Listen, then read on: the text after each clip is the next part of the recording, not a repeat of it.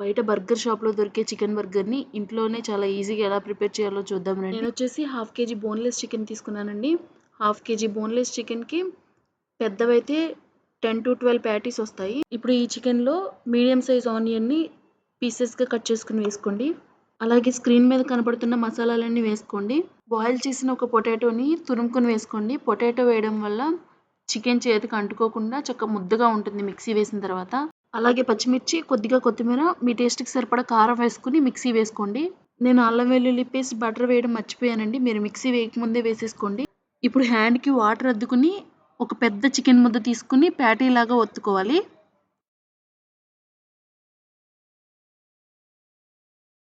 ఇప్పుడు ఈ ప్యాటీని బ్రెడ్ క్రమ్స్‌లో పెట్టుకొని అన్ని సైడ్స్ చక్కగా కోట్ చేసుకోండి.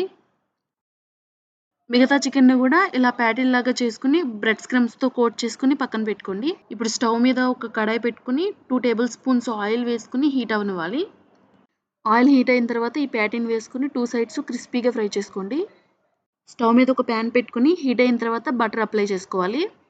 బర్గర్ బ్రెడ్‌ని హాఫ్‌కి కట్ చేసుకొని ఒక సైడ్ మాత్రమే రెండిటిలిని ఫ్రై చేసుకోండి. మీకు బర్గర్ బ్రెడ్ సూపర్ మార్కెట్స్‌లో గాని, లేకపోతే బేకరీస్‌లో గాని దొరుకుతుంది. ఇప్పుడు ఒక బ్రెడ్ తీసుకొని మయోనీస్ అప్లై చేసుకోండి. అలాగే ఇంకో బ్రెడ్ తీసుకొని పిజ్జా సాస్ కానీ, లేకపోతే టమాటా కెచప్ గాని అప్లై చేసుకోండి.